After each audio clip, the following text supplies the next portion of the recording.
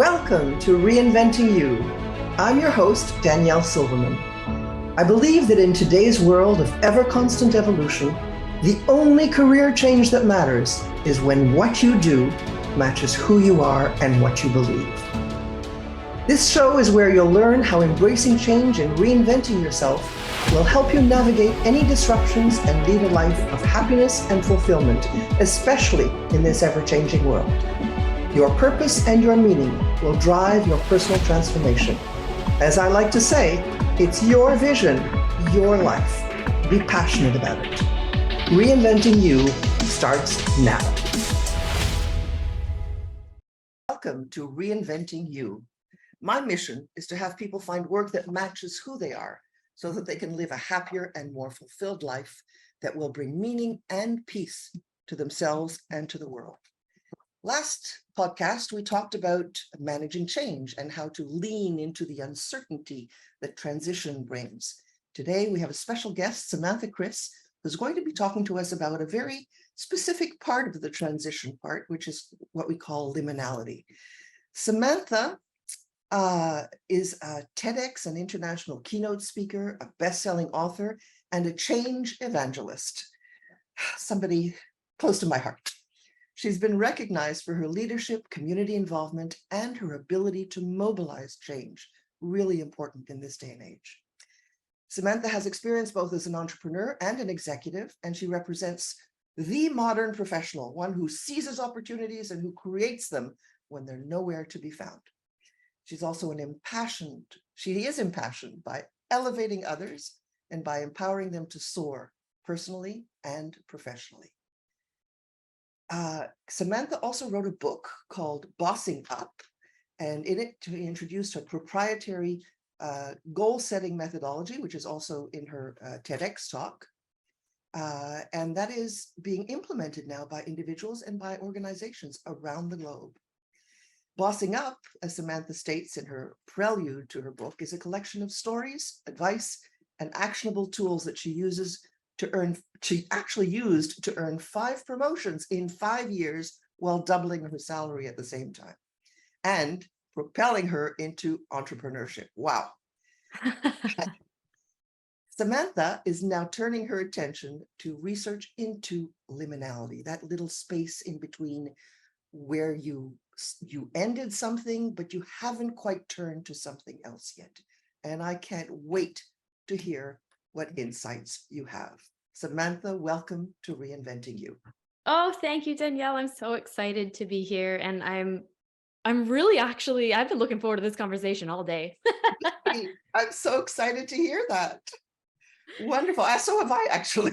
Oh, good. It'll be juicy, I'm sure. Oh, I hope so. But before we dig into the richness of this subject, because it really is very rich, can you share with our audience a little bit about your journey and what brought you to write your first book, and then to begin researching this concept of liminality that most people never heard of before?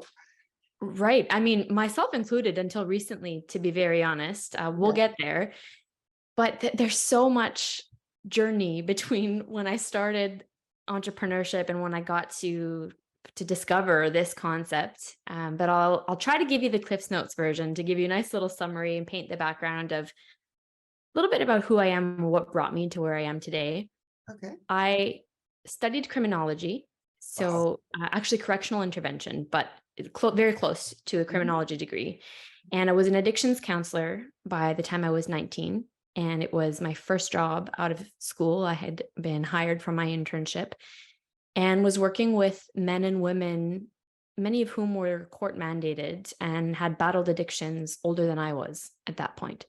I have goosebumps just hearing you. I did read it in your book, but I literally have goosebumps just hearing you say it. It honestly feels like another life. When I share that bit, I recall it vividly. I remember that period of my life very clearly, but I think part of why I feel so dissociated from it now is that it wasn't my calling.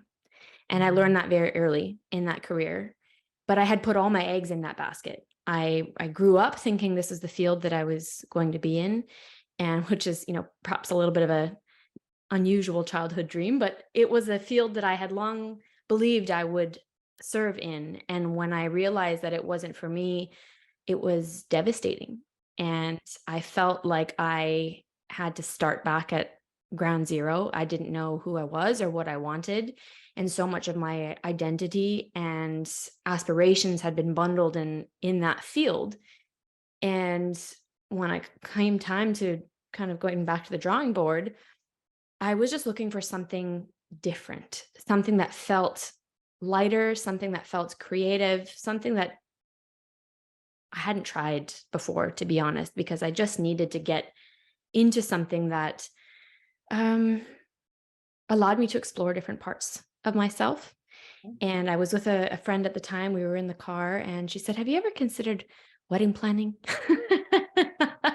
And I had never given it a single thought. And I said, "No, I haven't." "Why do you ask?" And she said, "Well, you love getting people together, you love organizing, you love making things look pretty. It just seems like something you'd be good at." And I thought, okay, well, let's give it a shot, because I so desperately needed something else.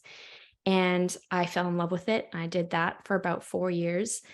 And an opportunity came up to take on corporate events at a tech company. And at that point, when my friend reached out to me, I'm pretty sure he just wanted the referral bonus. But when he reached out to me and said, "Hey, Sam, we're having a really hard time filling this role. I know it's different than weddings, but I can expect that a lot of the skills would be transferable. Are you interested?" And at that point, I had a addictions counselor and wedding planner on my resume. And I thought, well, heck, let's give it a go, because my resume just tells a very unusual story right now. Yeah. Some corporate experience might be nice. And if I don't like it, I know that I like what I'm doing now and I've got something to fall back on. But sure enough, I love that too. And really grew up in corporate, in marketing roles and understanding business.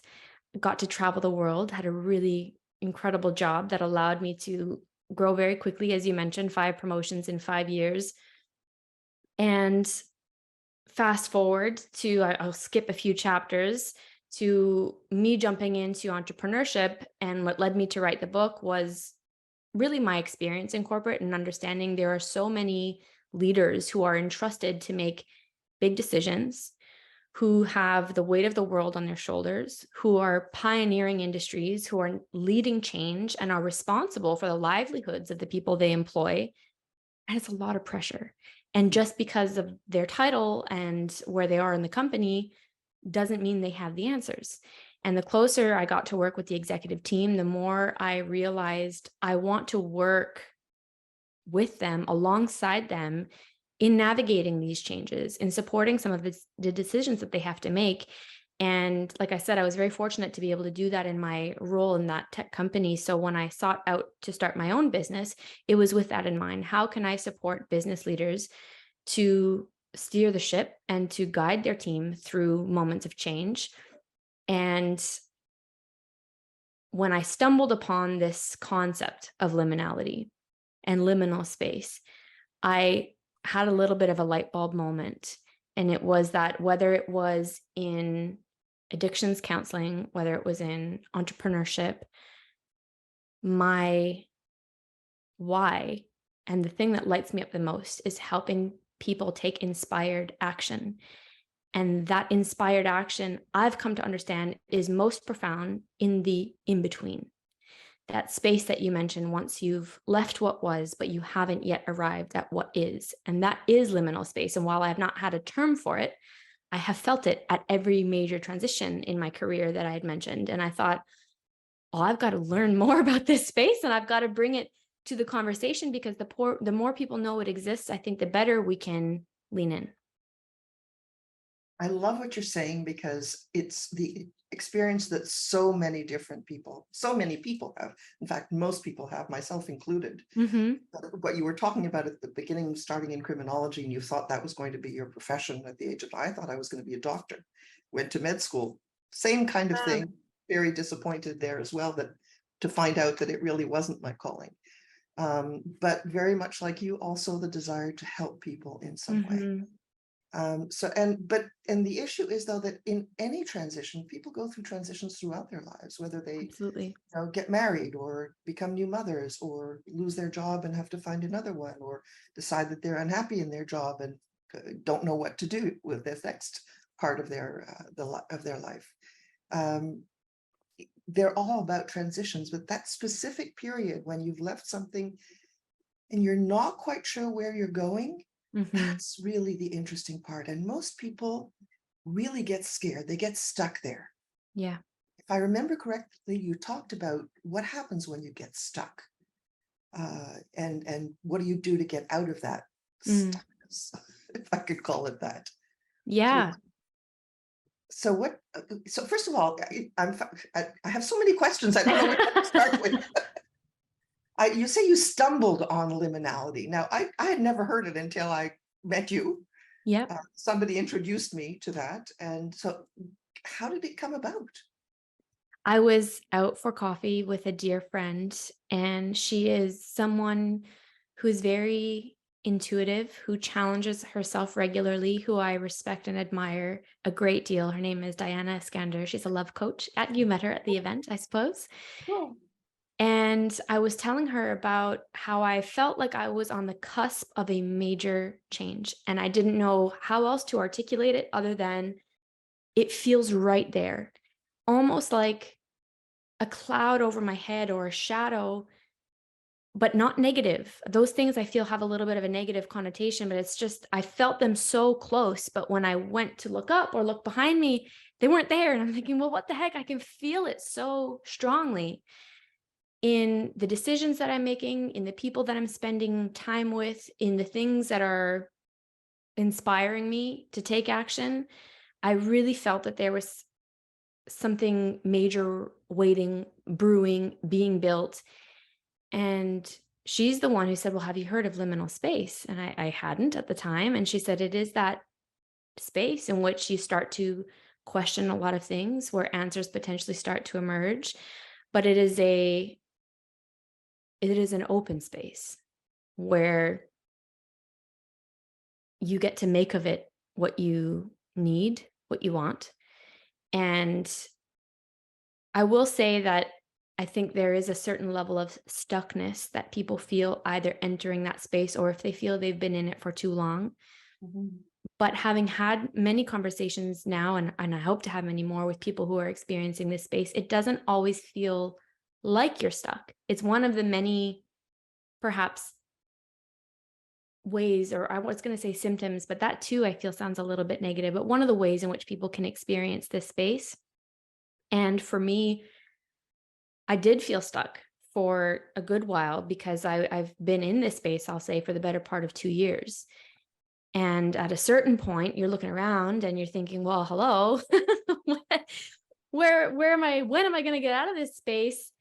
And it was only in recognizing or feeling comfortable with the realization that this space had something to hold for me that perhaps I wasn't ready to move through yet, that I really started to appreciate the beauty and realize I'm not stuck here at all.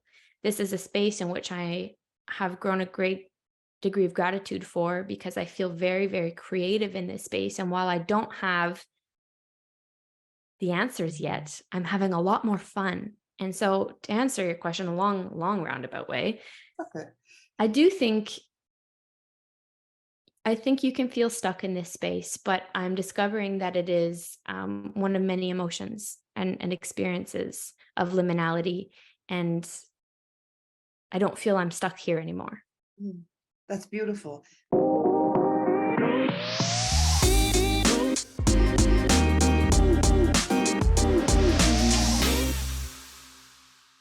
And what I like about what you're saying is that it is this description of it, the space being open.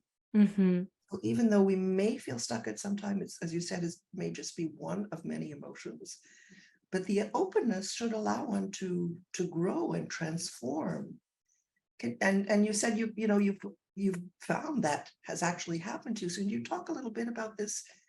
What sort of transformations you're going through? What sort of growth are you experiencing? I've been working a great deal with my coaches in navigating this space, which has been really helpful because I feel like we're only able to make sense of an experience with the information we have when we decide or are incapable of sharing it or speaking about it. And the more I share this space and how I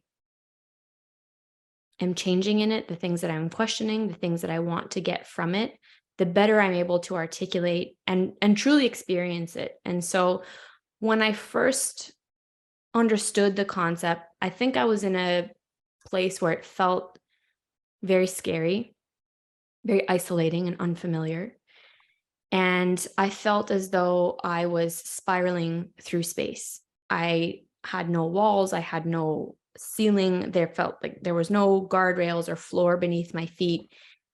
And I kind of wondered if I was ever going to get back to earth. And I felt so distant from who I was and not yet close to who I was becoming. And it was lonely. And it was a space that I felt unprepared to be in. And quite frankly, I was a little nervous at how long it was taking. And it was only in speaking with my coaches that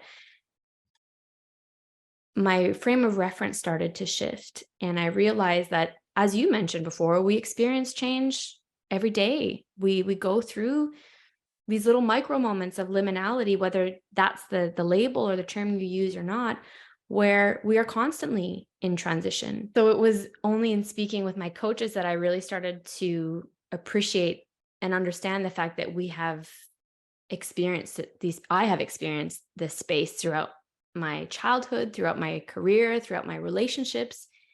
And one of the things that really resonated was the earliest time that we experience liminality is as children when we are learning to engage with the world through play.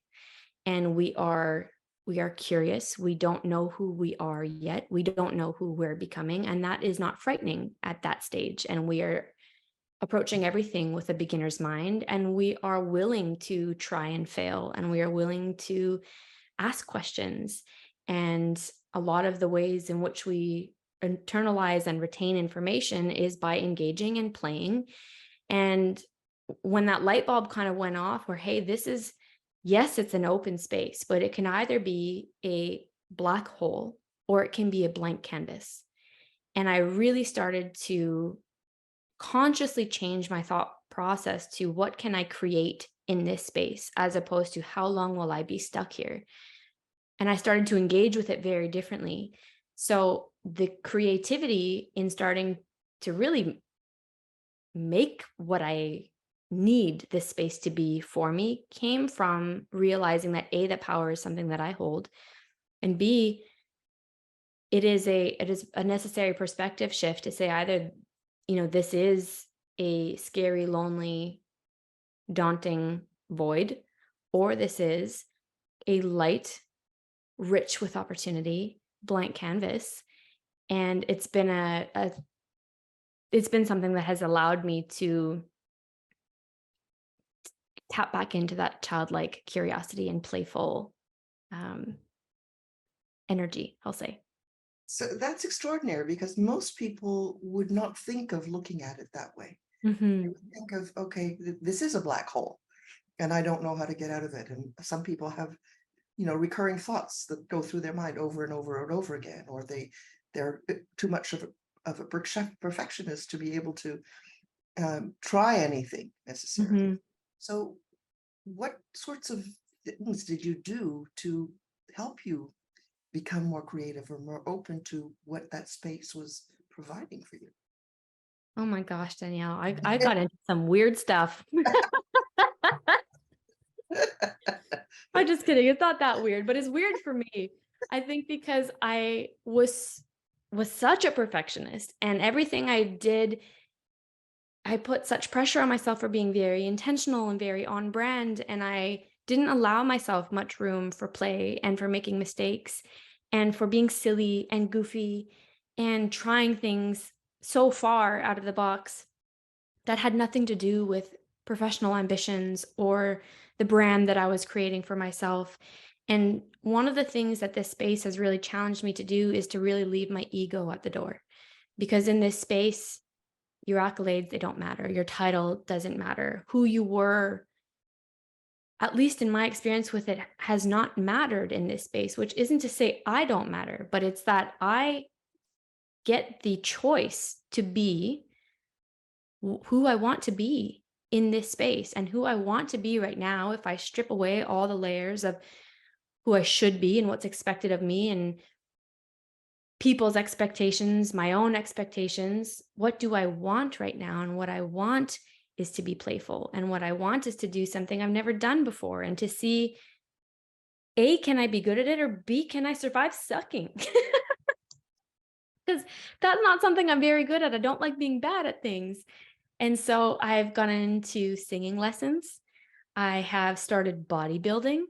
I've gotten into painting. And I'm not necessarily great at all or any of them, but I am discovering so much about myself and my capacity to challenge myself, to surprise myself, to have fun doing things despite not being an expert in them. And that's very liberating for me, is doing things because they feel good, not because I feel I should or I have to, or it will advance my career or make me more employable or favorable as a consultant or speaker. And surprisingly, it's actually made me far more relatable. People are very curious. They are not necessarily most interested in frameworks and the polished version of Samantha that I had put so much importance on. They want the mess. They want the middle. They want to know, what are you struggling with? Why have you done this? What's going on? Because so many of us are in this space right Absolutely. now. And by talking about it and by sharing, hey, I don't have the answers. I don't have it figured out. And that's okay. It gives people permission to be playful in this space, to be curious in this space. And I'm finding a great degree of satisfaction and human connection, which has helped make this space not feel so lonely. Yeah, that's fantastic.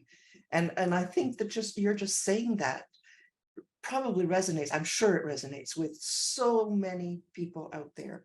That's why I wanted to invite you to this podcast, because it's clear to me that there are we are, as you say, we learn, we're naturally playful as kids.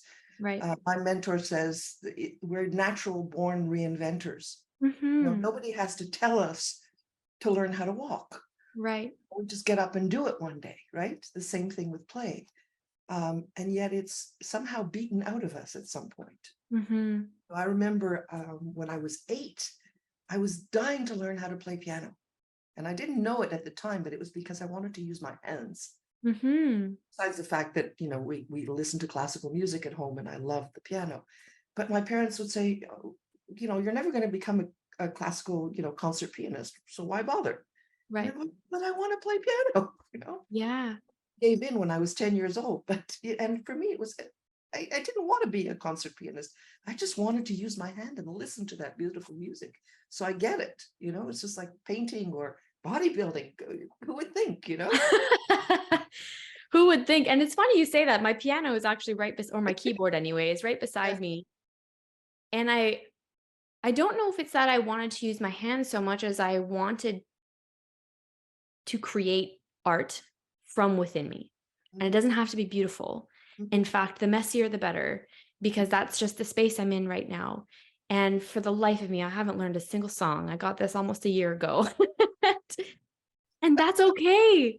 And I think, that pressure that you mentioned of why bother, it is heavy. It is heavy to carry that. If you're not going to be the best, if you're not going to excel, if you're not going to monetize this skill, why bother?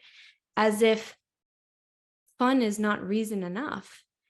And it's just something that I have prioritized, and I feel a major shift in how I show up, in the energy that I'm able to bring to people, to projects. And I feel by investing more in creative projects, that kind of creates this virtuous cycle. I feel more creative. I feel more alive. Mhm. Yeah, it's interesting because I totally, completely understand what you're saying. And most people would think, first of all, okay, but I have to make money. Hmm. It's nice to have fun, but and I did something similar just last week. I decided to shift things around. Instead of putting my business first, I'm putting myself first. And one of my coaches said to me, um, "What is it? There's a book called One Thing." Hmm. And there's a metaphor where he said, if you take a rubber ball and you bounce it on the floor, it will come back, right? But if you take a glass ball, it just falls on the ground. And the more you try putting it on the ground, eventually it will break, Right. right? So we have to learn how to be that rubber ball. And we Mm. can't be that rubber ball by focusing only on business. Right. We have to focus on ourselves first and what makes us happy. And to me, that was a revelation because yes, business will always be there. Right. You can pick it up, but you have to take care of yourself first. And feeling that joy in you, seeing that smile light up your face, Hmm. I think says it all. I feel like, so one of the things you mentioned that I particularly struggle with, whether you are an entrepreneur or deeply invested in your work as an entrepreneur or someone very committed to their organization, it is challenging not to see yourself as your work. At a certain point, they might start to feel synonymous or very intertwined. And where I struggled was the more I invested in my work, I tricked myself into thinking, well, this is an investment in myself. And the more I give to my work, the more I am giving to myself. And it really took being in this space, and like I said, peeling those layers back to recognize I am not my work. My work is something I'm very proud of. My business is something that I wish to continue to grow. I am the face. My business is Samantha Kris and Co. I am my business to some degree, but my business is me, but I am not my business. Mhm. And so it's hard to separate kind of church and state and to allow time for play or anything else when you've convinced yourself that your kind of professional path is the only path you're walking. And it took that reframe and just kind of reminder to recognize that there are other parts of my life that are feeling very imbalanced, that are feeling very unfulfilled right now. And it's hard because I don't know that work won't suffer as a result of investing in some of these areas in the short term. But I do think long term, I'm already feeling, like I said, more energetic, more creative. I have more to give and a fresh perspective that my work didn't have before. And so while it has taken a slight backseat, is a bit of an overstatement, but while it has become not my main and only focus, I think that I will be able to better serve the communities that I am part of by spending this time on me. I agree with you. I think it's extremely important. The interesting thing is that in the world of reinvention, we also talk about testing things. So a Mhm. lot of what you're doing is trying out different things, Right. getting to know who is Samantha Kris. I'm And in my prototype era. yes, absolutely. I love that expression. Great idea. But okay, so let's not, we have to be at some point a little bit realistic here because I know a lot of people who would say, wow, it would be great if I could do that, but I don't have the funds to support my going Mm, through that. I need to work. And right. I really don't like what I'm doing. And I'm not a natural born entrepreneur. What would you just say to these people who are sort of in this space, but they really do have to work? I mean, I also have to work. I'm in that boat too.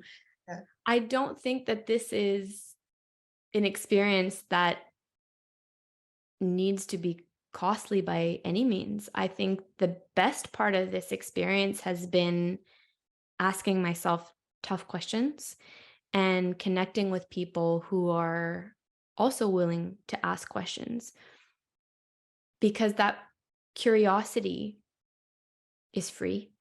And I really think it's one of the strongest currencies we have. And it's the best way to connect with people and to better connect with ourselves. And one of the things I really appreciated about the event that you attended was, s- if I have to say, like, it's hard to summarize because I look back at that event and then there's so much of it that was just intuitively made sense and felt very good. And to put it into words is a little bit difficult, but in an attempt to summarize it, I don't think anything that the main takeaways that people left with from that event were not necessarily what they heard, but rather what they were able to articulate for the first time. And that was as a result of people being curious and genuinely caring about, hey, what is it that you're experiencing? How does that feel? What kind of questions do you have? And then sharing their own lived experience, not from a place of advice, but from a place of connection and understanding and compassion. And I think the more that we're able to create spaces in which we can articulate some of the things that we are either challenged with, struggling with, or excited about, really, maybe we don't have a community, a network of friends or family in which we can really say, I think I'm going to be freaking great at this. And I just need some cheerleaders because I don't have that in my circle, or I just don't know where to start. And just having that space, um, I think from my experience with this space, you're not going to find those answers externally. But in order to bring them to the surface, to bring the answers that are already inherently within you, you've got to ask questions you've never answered before. You've got to be able to talk about it openly with Right. who understand and who will listen. So just for the sake of our audience, this event that you're talking about was, as I understood it, an opportunity for you to research more into what is liminality. I thought it was an extraordinary experience. And what I took away from it is that regardless of your age, everybody was going through the same sort of thing. Everybody described it in a very similar way. Mm-hmm. And that was actually quite beautiful. I left feeling validated. Mm-hmm. Probably the oldest person in the room, because really literally validated, um, hopeful, Mm-hmm. and heard. Oh, It good. was an extraordinary group of people. Thank So you. for you having been able to do that, I think was really extraordinary. And I can't wait to hear what you're going to continue to do with all of that. Me too. I wish I had this grand plan and master roadmap and I could tell you exactly where it's going. But the truth is, it's unfolding in real time. And that is part of the beauty. And I think prior iterations of me would not admit that. I would not feel so comfortable in saying, you know what, Danielle, I have no freaking clue where this is going, but I hope it goes somewhere Well, great. perhaps another book. Yeah. I'll pick it up after the break.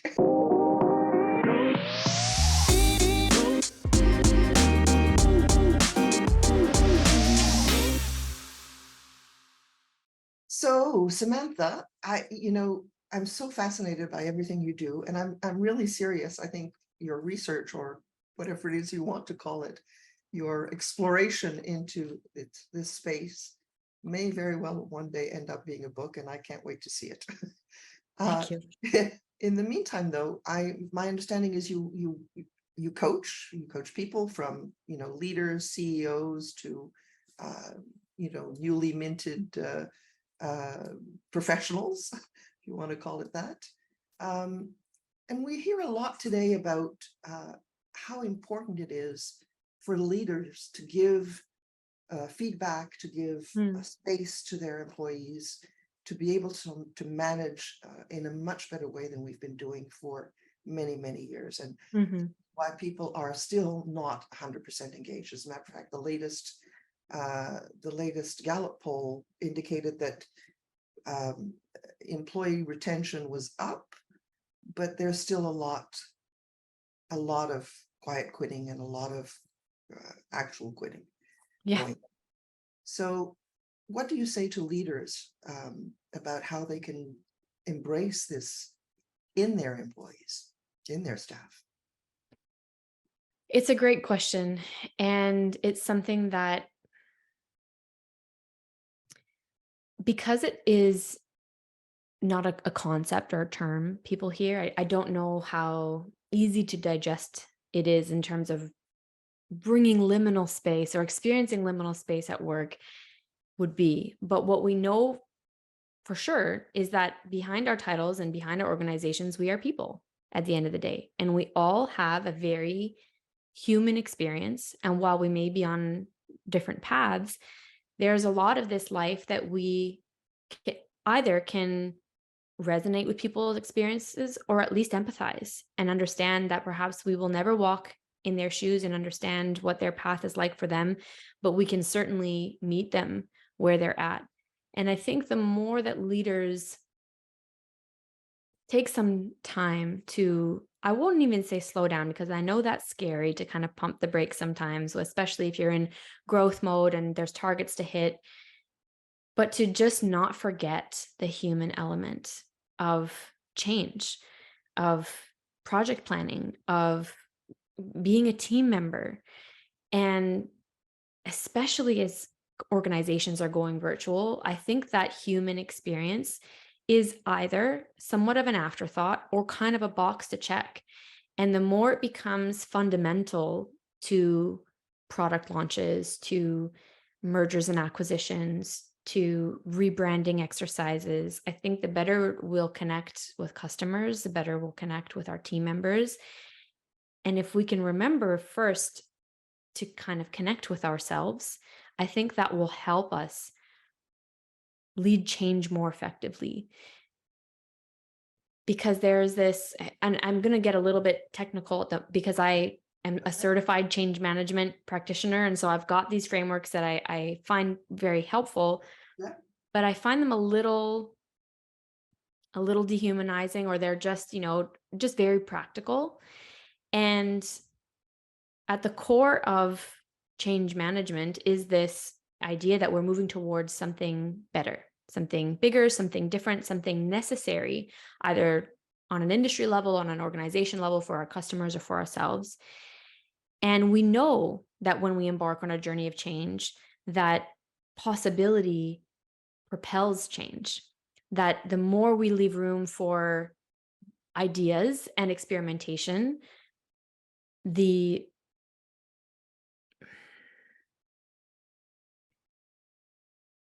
feel like this could be a tangent. I'm trying to keep it concise for you. But when we embark on these journeys of change, I think it's easy to either get very caught up in what could be, or we put blinders on and we say we know exactly where we're headed. And then it's kind of one end of the spectrum or the other, where we want everyone's ideas, we want everyone involved. That doesn't necessarily help, on an individual level, to feel like you're part of something that is moving in the right direction. And what the challenge there is, when you open the floor to feedback, but you don't address that feedback, no response is a response. And so when you open the doors and you say, I want your ideas, I want your contributions, and then nothing is communicated as to why we didn't implement them, why we couldn't, or why we chose them, and this is a great idea, but no one really knows why. It's just, okay, this is the direction now. Yeah. It creates a culture of isolation. And the more that we can make room for that possibility and contribution, but understand and remember kind of the people element of change, and communication is such a huge piece in that, where getting them involved is one thing, but communicating why the change is necessary, the role that they play, the benefit to them, and how their contribution will ultimately benefit the people they're serving, I think is often overlooked. And if we can first identify that as the leaders of the team, of the organization, I think we're in a much better place to navigate and to kind of steer our teams through times of change, because otherwise I feel it's a little bit like herding cats. That's probably true. I'm, I'm also a certified reinvention professional, which is basically change management in a way. Yeah. But the issue is that I don't know how many people are hearing this today. Yeah.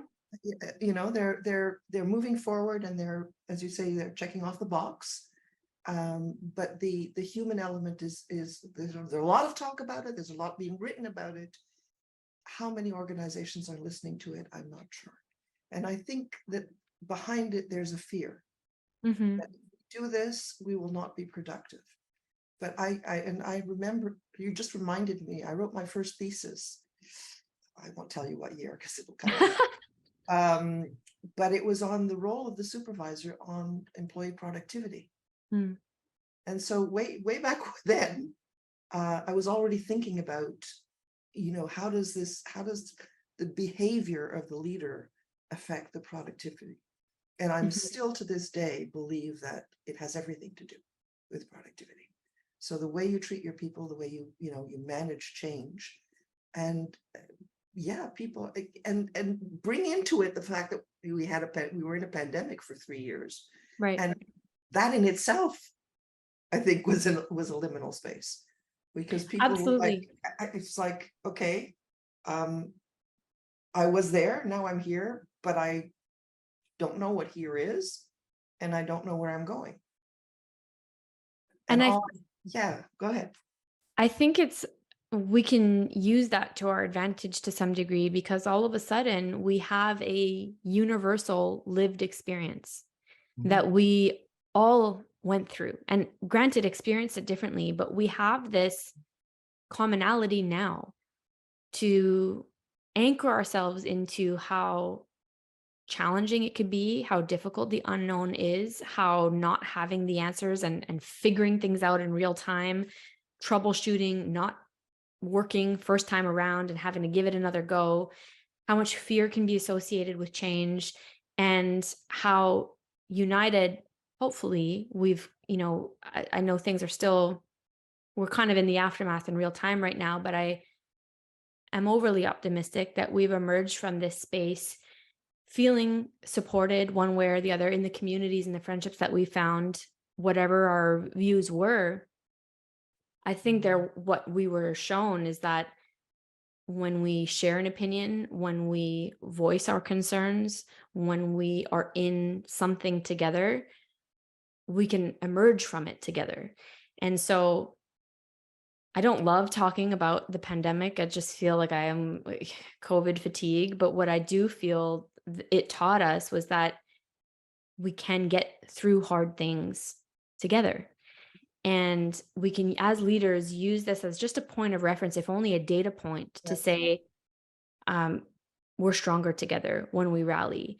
And I think when we talk about initiating change or executing change as a leader in an organization, and I use that term not in a term of title, but I think there are plenty of leaders that are not recognized in their title who can evangelize change and who will catalyze change in their organizations, who will never be formally recognized or, have the promotion, but will be essential to bringing forward a positive momentum. And I think those are the people who have done the internal work, who realize that catalyzing change is hard, that leadership is hard, but it's needed, and we do it anyway. And I think once we've understood and we've come to terms with our own blockers, we can better recognize those in people. And if we have our own preconceived ideas of how things should be, or we have our own expectations that have not been met, or we have big dreams, the more we can take leadership of our own lives and recognize where that is coming from, the sooner we can recognize that in other people. And then it comes back to building that connection. It's about asking the questions, starting the conversations, and creating the spaces in which change can really occur. Because absent those spaces, it's gonna, the status quo is inevitable. Yeah, I agree. I totally agree. the issue is though that most people believe that they're that they are hardwired to fear change. Mm. And do you think there will ever be a day when people will not feel that way, when they will welcome change, welcome transition, understand this space of in between? I think those are different questions, because I feel that, at least in my lived experience so far, that we are hardwired to fear change. The way I've come to understand it is that our fear circuitry is triggered, our amygdala is triggered when we are faced with something we've not yet experienced. And so our mind goes through this database of, have we lived through this? Have we felt this? Do we know how to navigate this? Answer, no, no, no. Okay. Danger, do not proceed. And I'm not sure how long, how much evolution is required for that to be undone. I certainly resonate with that. I feel that happens to me personally. Maybe, the great debate of nature versus nurture, who knows? But that is very much the case for me, where I feel that I was wired that way. But I don't think it's impossible to rewire the circuitry. And the more experience you have, and the more you connect with people who are in fact enjoying times of change, finding great pleasure in it, great creativity, freedom, and peace of mind, I think the more willing you will be to lean in. And then you start to build your database, and your mind has some data points to reference of, hey, you know what? Last time we did that scary thing, guess what? We didn't die. We'll be okay. And when we build up our resilience and our anticipation, our excitement for newness. And so I do think we're hardwired, but I also think there will come a day where we will start to learn to rewire that earlier. And I'm hopeful. I think, this is a whole other podcast, but the education system needs to change. And I think it starts at Read home, my mind. but I don't think it's an impossibility, but it needs to be intentional. Yeah. So you totally read my mind. I was thinking education system first and foremost, Yeah. among other things, for sure. So what advice would you give people who recognize that they are hardwired to resist change and just don't even want to think about anything else? This is a hard question for me, Danielle, because I'm consciously trying not to give advice right now. Okay. What So I what works Yeah. for you then? Yeah, I think those are inherently different questions. And I say this because it's easy for me to get into advice mode. And I think for a long time, I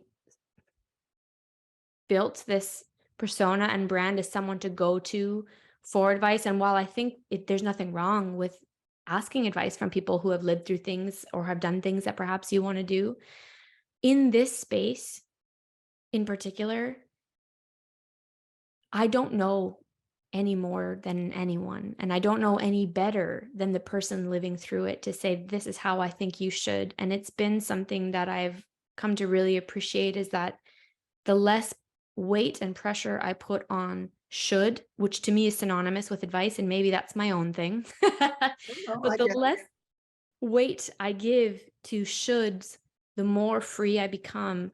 And so through my experience-based learning, going through liminal space, navigating the isolation, the fear, the excitement, the creativity, is to the thing that's worked best for me is to give myself permission to experience those things and to be willing to surprise myself in the iteration, the version of me who I'm becoming, and how that might be very different than what I initially anticipated.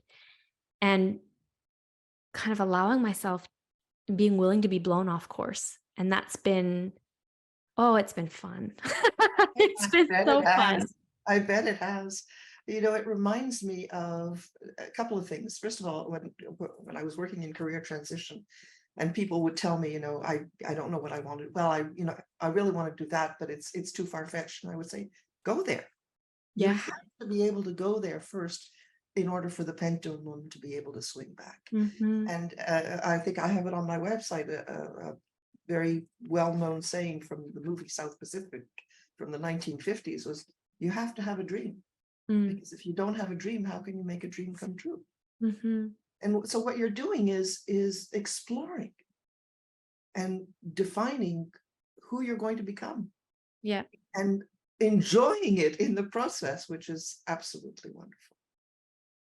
You know what? That is exploration is I can't think of a better term. That is what this space has been for me. It has been a great exploration, and there are still moments of fear and uncertainty, but I know that they will be met with equal, if not more, feelings of fulfillment and curiosity and play. And it's just Enjoy. I love to see it. That's it. I love to see that joy becoming a more intentional part of this version of me and understanding how that can then transcend into other people finding things that bring them joy. I can't wait to see that iteration. You and me both. Well, you'll come back and talk to us about it. Yes, I will. Samantha, thank you so much for accepting to come and speak with me today. I've enjoyed this tremendously. Likewise, Danielle, I think what you're doing is wonderful. And we are in a time where reinvention is becoming front of mind for a lot of people, and not a lot of people know how to go about it. And this is so important, what you're doing and having these conversations and helping people feel like they're not alone through these big moments of transition. I think that's something else you said. You kept mentioning your coaches, and I have coaches as well. It's important not to go through this alone. Big time. So thank you. Thank you. I'm Danielle Silverman, host of Reinventing-U. Until next time. Thank you for listening to Reinventing-U with me, your host, Danielle Silverman. Tune in on the second and fourth Monday each month at 11 a.m. Eastern, 8 a.m. Pacific on transformationtalkradio.com. Join me and feel inspired and optimistic about your future. We only get one life, so embrace change and thrive with me. Find work that aligns best with your soul and what you enjoy. For more information, go to reinventingyou.com.